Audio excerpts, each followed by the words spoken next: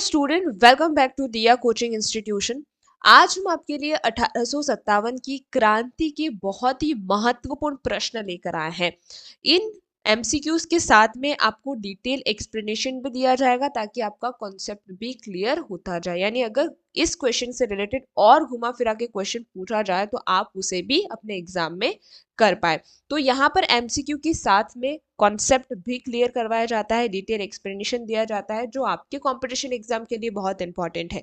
अगर आप लोग ये जो एमसीक्यूज हैं या फिर लेक्चर मिस करते हैं तो आप अपने काफी कॉन्सेप्ट को नहीं क्लियर कर पाएंगे। और हमने जो यहाँ पर एमसीक्यूज ला के दिए हैं आप सभी को, वो सेलेक्टेड है। 99.99% संभावना है कि इस एमसीक्यू से क्वेश्चन आपके बनेंगे ही बनेंगे। तो ये लेक्चर आपके लिए बहुत ही इंपॉर्टेंट है। शुरू करने से पहले एक बहुत इंपॉर्टेंट इंफॉर्मेशन आपके लिए देना चाहती हूँ, वो ये है कि हमारी कोचिंग की संकल्प से सफलता स्टूडेंट एडिशन जो है ऑलरेडी लॉन्च हो चुकी है, आप सभी को पता है। तो आप यहाँ से इस व्हाट्सएप नंबर से इसे इजीली खरीद सकते हैं। काफी स्टूडेंट ने ऑलरेडी परचेज कर ली है। इस तरीके से आपका फॉर्मेट रहेगा, क्वेश्चन फिर ऑप्शंस।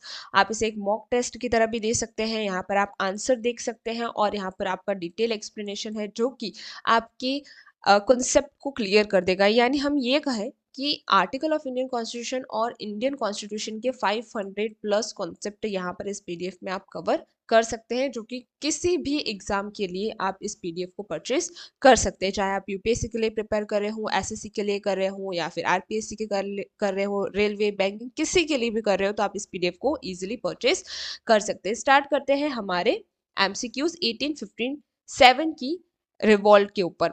क्वेश्चन नंबर 1 यहाँ पर है कि 1857 की विद्रोह की जो शुरुआत थी आधिकारिक रूप से किस तारीख को हुई थी। अगर आपको आंसर्स आते हो तो आप कमेंट सेक्शन में देते चलिएगा, जिससे आपका रिवीजन होगा और एक तरह से आपका टेस्ट भी हो जाएगा। इसे आप क्विज के रूप में भी ले सकते हैं। तो 1857 की विद्रोह की जो शुरुआत थी वो 10 मई 1857 से हुई थी। उस तारीख से हुई थी, 10 मई 1857 से हुई थी। तो यहाँ पर आपका ऑप्शन बी जो है करेक्ट हो जाएगा। देखिए, एक्सप्लेनेशन यहाँ पर देखना बहुत इंपॉर्टेंट है। इसकी शुरुआत कहाँ से हुई? मेरठ छावनी से हुई थी। सैनिक विद्रोह की बात करें तो मेरठ के सैनिकों ने अपने अधिकारियों पर गोली चलाई और दिल्ली की ओर चल पड़े थे। इससे पहले 19 मार्च को बैरकपुर में मंगल पांडे ने विद्रोह किया था, लेकिन वह एक व्यक्तिगत घटना थी, जिसे हम विद्रोह नहीं व्यक्तिगत घटना भी कह सकते हैं। अब इसका लक्ष्य क्या था? मतलब इस 1857 की क्रांति का लक्ष्य क्या था? सैनिक का मुख्य उद्देश्य दिल्ली पहुंचकर बहादुर शाह जफर को भारत का सम्राट घोषित करना था। कारण क्या था? क्यों 1857 की क्रांति हुई थी? चर्बी वाले जो कारतूस थे उसका प्रयोग जो हुआ था, जो कि इसका इमीडिएट कारण था, जो कि हमारे धर्म के अगेंस्ट था, क्योंकि उसमें गायों का जो मांस था वो लगा हुआ था, जिससे जो हमारे रिलीजन्स थे हिंदू वाले, वो बहुत ज्यादा क्या हो चुके थे? अगेंस्ट हो चुके थे इन कारतूसों के। नेक्स्ट क्वेश्चन नंबर 2 है कि 1857 के विद्रोह के समय भारत का गवर्नर जनरल कौन था? बहुत ही इंपॉर्टेंट है। आपको हर जो क्रांति हुई है, रिवॉल्ट्स हुई है या फिर कोई मूवमेंट्स हुए हैं, तो वो उस समय गवर्नर जनरल कौन था वो याद रखना है। तो 1857 की क्रांति के समय में जो लॉर्ड गवर्नर थे भारत के, वो कौन थे? लॉर्ड कैनिंग थे। तो गवर्नर जनरल कौन थे? Lord Canning. तो यहाँ पर आपका ऑप्शन बी बिल्कुल सही हो जाता है। देखिए, यहाँ पर कैनिंग भारत में कंपनी द्वारा नियुक्त अंतिम गवर्नर जनरल थे। विद्रोह के बाद 1858 के कानून से वे भारत के पहले वायसराय बने थे। तो आपको याद रखना है कि भारत के पहले वायसराय कौन थे? लॉर्ड कैनिंग थे। और अंतिम वाइस गवर्नर जनरल कौन थे? लॉर्ड कैनिंग थे। दोनों आपको चीजें याद रखनी है। विद्रोह को दबाने के बाद उन्होंने शांति व्यवस्था बनाने की कोशिश की। विद्रोह का मुख्य कारण डलहौजी की हड़प नीति यानी डॉक्ट्रिन ऑफ लेपिस को माना जाता है, लेकिन विद्रोह कैनिंग के समय हुआ था। भले ही उनकी नीति जो डॉक्ट्रिन ऑफ लेप्स की भले ही कारण रहा हो, लेकिन उस समय कौन थे? कौन क्या थे? जो गवर्नर जनरल थे वो कौन थे? लॉर्ड कैनिंग थे। इन्हीं के समय हिंदू विधवा पुनर्विवाह अधिनियम 1856 भी लागू हुआ था। हिंदू विधवा का पुनः विवाह जो होगा वो 1856 से लागू हुआ। और किसने ये करवाया था? लॉर्ड कैनिंग ने करवाया था। क्वेश्चन नंबर 3 है, कानपुर में 1857 के विद्रोह का नेतृत्व किसने किया था? तो कानपुर के अंदर नाना साहेब ने किया था, तो ऑप्शन बी यहाँ पर आपका करेक्ट हो जाएगा। एक्सप्लेनेशन देखिए, नाना साहेब अंतिम पेशवा बाजीराव तृतीय के दत्तक पुत्र थे। दत्तक जिसे हम एडोप्टेड सन बोलते हैं। तो जो नाना साहेब थे वो अंतिम पेशवा जो बाजीराव तृतीय थे उनके दत्तक पुत्र यानी एडोप्टेड सन थे, आपको याद रखना है। अंग्रेजों ने उनकी पेंशन बंद कर दी थी जिससे वे नाराज थे। इसकी वजह से उन्होंने क्या किया था, 1857 की क्रांति में कानपुर से उन्होंने क्या किया था, नेतृत्व किया था।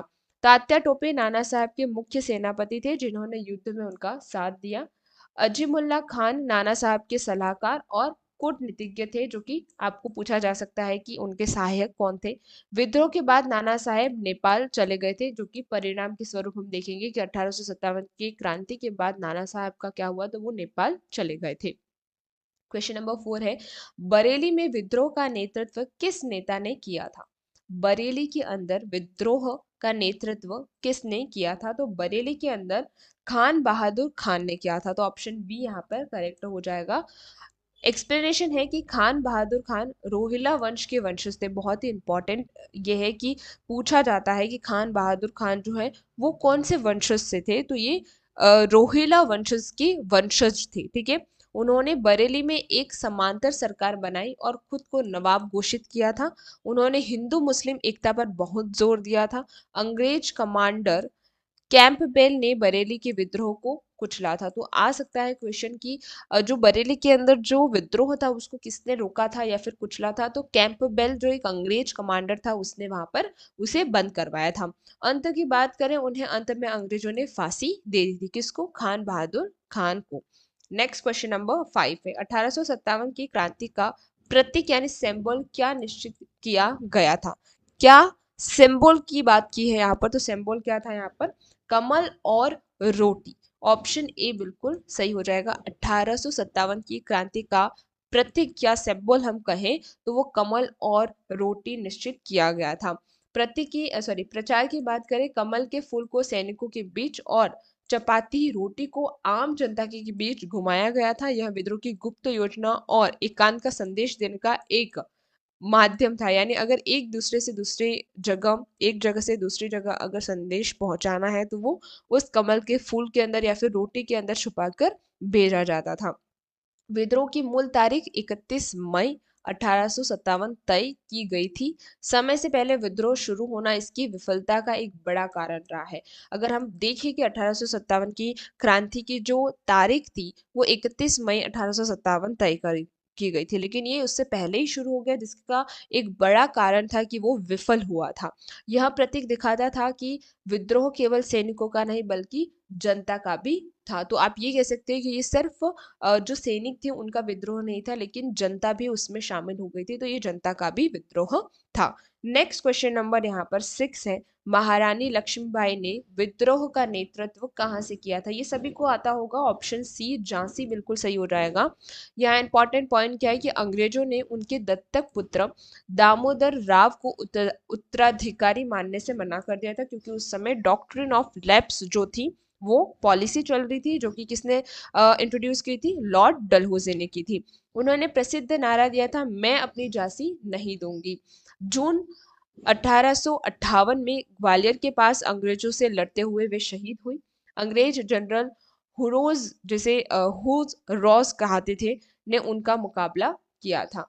हुरोज ने कहा, विद्रोह में यहाँ सोई हुई महिला अकेली मर्द थी। तो ये सम्मान में उन्होंने कहा था किसको, झांसी की रानी को, लक्ष्मीबाई को। क्वेश्चन नंबर 7 यहाँ पर है, विद्रोह में 1857 की क्रांति का मुख्य केंद्र कौन सा था और इसका नेतृत्व किसने किया था। तो मुख्य केंद्र कौन से थे, यहाँ पर आपका जगदीशपुर, कुंवर सिंह बिल्कुल राइट हो जाएगा, ऑप्शन बी। जो मेन सेंटर था या फिर केंद्र था वो जगदीशपुर था, और वहां का नेतृत्व कौन कर रहे थे, कुंवर सिंह कर रहे थे। देखिए, इन्हें बिहार का सिंह कहा जाता था। वे 80 वर्ष की आयु में भी अंग्रेजों से लड़े थे।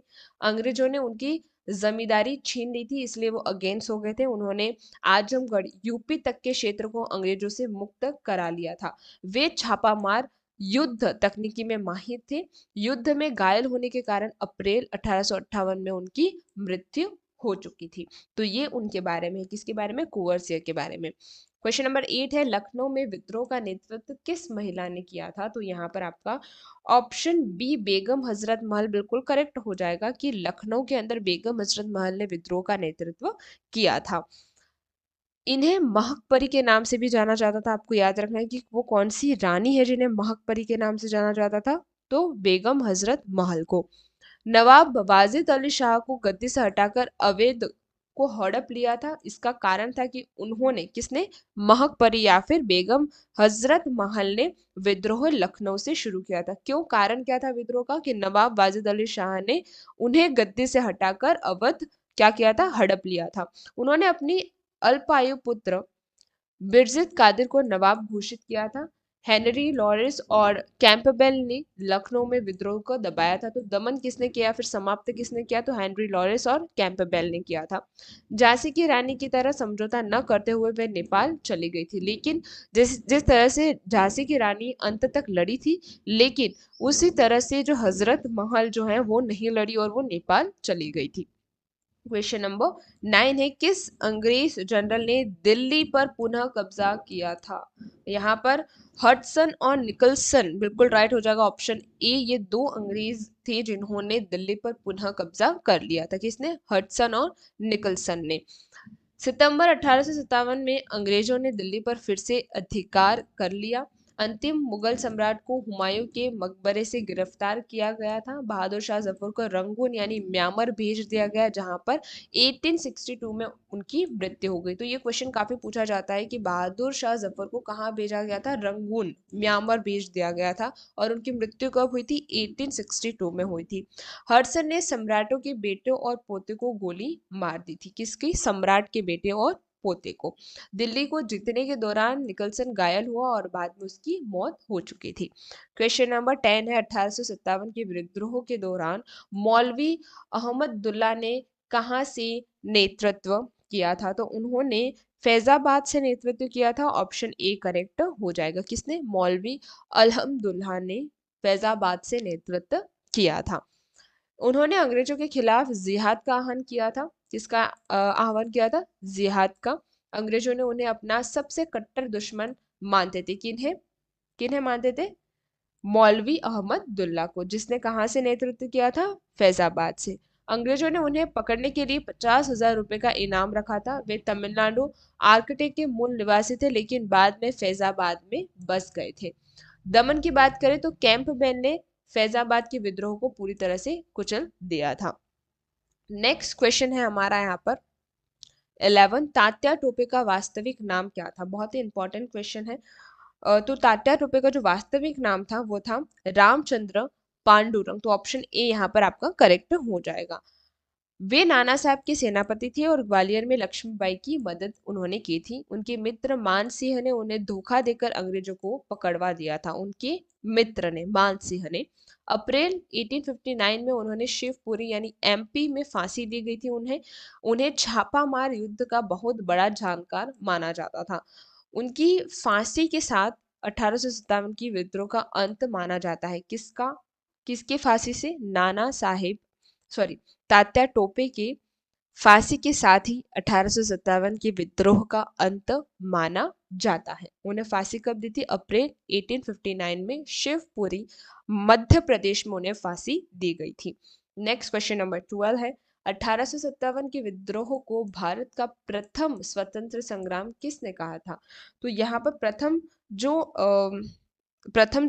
स्वतंत्रता संग्राम है वो किसने कहा था? वी डी सावरकर जी ने कहा था। तो ऑप्शन बी यहाँ पर आपका करेक्ट हो जाएगा। उन्होंने the Indian war of independence 1857 नाम की किताब लिखी थी। किसने लिखी थी? वी डी सावरकर जी ने। उन्होंने इसे केवल सैनिक विद्रोह नहीं बल्कि एक सुनियोजित क्रांति माना था। अंग्रेज इसे केवल एक सैनिक विद्रोह यानी सिपाही म्यूटिनी कहते थे। सावरकर जी ने कहा था न तो ये प्रथम था, न ही राष्ट्रीय और न ही स्वतंत्र संग्राम था। उन्होंने कहा था, ये लाइन जो है वो उन्होंने कही थी।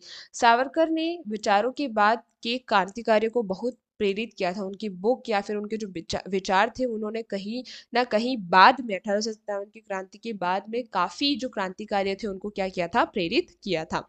क्वेश्चन नंबर नेक्स्ट यहाँ पर हमारा है, विद्रोह की असफलता के बाद मुगल साम्राज्य का क्या हुआ था? तो जो मुगल साम्राज्य था वो पूरी तरह से उसका अंत हो गया था। ऑप्शन बी बिल्कुल करेक्ट हो जाएगा। देखिए यहाँ पर 1858 की अधिनियम द्वारा मुगल सम्राट का पद समाप्त कर दिया गया था। शासन ईस्ट इंडिया कंपनी से लेकर सीधे ब्रिटिश सदन यानी क्राउन को दे दिया गया था, क्योंकि 1857 से पहले कंपनी पूरा चलाती थी, लेकिन 1857 के बाद में ब्रिटिश क्राउन को ये पूरा चीजें संभालनी थी। इंडिया का जो भी चाहे वो पॉलिटिकल हो या फिर कमर्शियल हो, सारी किसके अंदर चली गई थी, ब्रिटिश क्राउन के अंदर चली गई थी। लॉर्ड कैनिंग ने 1 नवंबर 1858 को इलाहाबाद के मिंटो पार्क में महारानी विक्टोरिया का घोषणा पत्र पढ़ा था। भारत के मामले की देखरेख के लिए भारत सचिव यानी सेक्रेटरी ऑफ स्टेट का नया पद बनाया गया था, जो आपको याद रखना है। अंग्रेजों ने घोषणा की कि वे अब आगे किसी नई रियासत को नहीं हड़पेंगे। तो ये बहुत ही इम्पोर्टेंट था कि जब 1857 क्रांति ने कहीं ना कहीं एक बड़ा चीज चेंजेस तो लाई थी कि अब ईस्ट इंडिया की कंपनी से हटाकर वो ब्रिटिश क्राउन के अंदर चला गया था। ईस्ट इंडिया कंपनी बहुत ही मिसबिहेव करती थी, लेकिन क्राउन के आने के बाद काफी चीजें चेंजेस हुई थी। क्वेश्चन नंबर नेक्स्ट है, 1857 के विद्रोह के बाद ब्रिटिश सेना के पुनः गठन के लिए किस आयोग का गठन किया गया था? पुनः गठन के लिए किस आयोग का गठन किया गया था? पील आयोग का गठन किया था। ऑप्शन बी बिल्कुल सही हो जाएगा। अब क्या है देखिए, सेना में भारतीय सैनिकों की संख्या घटाना और यूरोपीय सेना की बढ़ा दी गई थी, ये उसका उद्देश्य था। बंगाल की सेना में भारतीय और यूरोपीय सैनिकों का अनुपात 2:1 कर दिया गया था, यानी जहां जो सैनिक होंगे यूरोपीय वो 2 होंगे, 2% होंगे, तो जो बंगाल के होंगे वो 1 होंगे, तो 1:2। तो ये कहीं ना कहीं हमारे भारतीय सैनिक की संख्या जो थी वो घटा दी गई थी। विभाजन की बात कर सेना को फूट डालो और राज करो की नीति पर जातियों और धर्मों के आधार पर बांटा गया। तोप खानों पूरी तरह से अंग्रेजों के नियंत्रण में रखे गए थे, और अब अवैध और बिहार के बजाय गोरख, सिख और पठानों को सेना में प्राथमिकता दी गई थी। तो ये जो 1857 के बाद जो ब्रिटिश सेना का पुनः गठन किया गया, जिसे पील कमीशन कहते हैं, जो कि बहुत ही इंपॉर्टेंट पॉइंट था, जहां पर इंडिया के जो सैनिक थी उनकी जो संख्या है वो घटा दी गई। काफी ज्यादा नई नीतियां शुरू की गई थी। जो तोप खाने थे वो पूरी तरह से अंग्रेजों के नियंत्रण में आ चुके थे, और बिहार के बजाय जो अलग अलग जो जैसे गोरखा हो गए, सिख हो गए, पठानों की जो सेना थी उन्हें प्राथमिकता यानी इंपॉर्टेंस दी गई थी। नेक्स्ट और लास्ट क्वेश्चन है कि इलाहाबाद प्रयागराज में 1857 के विद्रोह का नेतृत्व किसने किया था? तो यहाँ पर आपका लियाकत अली बिल्कुल सही हो जाएगा। Option A. देखिए यहाँ पर इलाहाबाद विद्रोह का एक महत्वपूर्ण केंद्र था, और यहाँ से लियाकत अली ने कमान संभाली थी। जनरल नील जिसे बोलते हैं कि बहुत ही क्रूरता के साथ यहाँ के विद्रोह को दबाया था। लॉर्ड कनिंग ने इलाहाबाद को ही उस समय आपातकालीन यानी इमरजेंसी हेडक्वार्टर बनाया था। नील के सड़कों पर खड़े पेड़ों पर सैकड़ों लोगों को फांसी लटका दी थी। अंततः लियाकत अली को भी गिरफ्तार कर दिया गया था। तो यहाँ तक आज हमने जो 15 एमसीक्यूज पढ़े हैं, उसके साथ हमने 75+ कॉन्सेप्ट है यहाँ पर इस पूरे लेक्चर के अंदर पढ़े हैं। आप लोगों को अगर लेक्चर पसंद आया हो तो लाइक करिए, शेयर करिए और सब्सक्राइब कर दीजिए। नोटिफिकेशन बेल ज़रूर ऑन रखिएगा, ताकि जब भी हम इस तरीके के इम्पॉर्टेंट एमसीक्यूज आपके लिए लेकर आए तो आप उसे सबसे पहले देखें। Thank you very much for today.